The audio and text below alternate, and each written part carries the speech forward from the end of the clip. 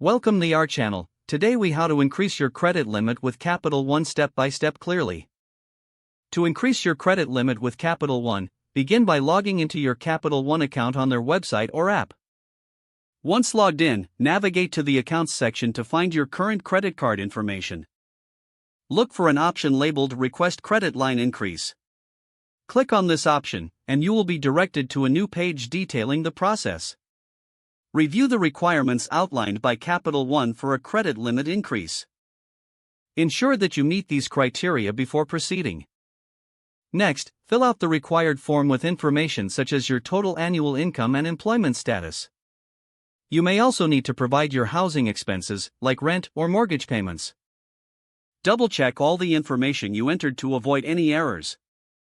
After verifying, submit your request by clicking the designated button. Capital One will then review your application, which may take a few minutes. You might receive an instant decision or a notification that further review is needed. If approved, you will see your new credit limit reflected in your account shortly afterward. If denied, review the reasons provided and consider improving your financial standing before reapplying. Remember to maintain good credit habits, as this will improve your chances for future increases. Monitor your credit utilization and ensure timely payments to strengthen your profile. If the page does not load, refresh the browser or try again in a private or incognito window. Make sure you are using the correct email address, then retype it carefully to avoid small typos.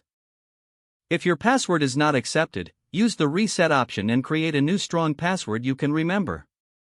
Check your spam folder for verification or security emails, then complete any requested confirmation steps. Enable two-factor authentication if available to improve account security and reduce unauthorized access risk. After signing in, review your profile details so your contact information and settings are accurate and current. If you see an error message, note it down and try again after restarting your device and internet connection. Log out when you finish, especially on shared devices, to keep your account and payment information secure.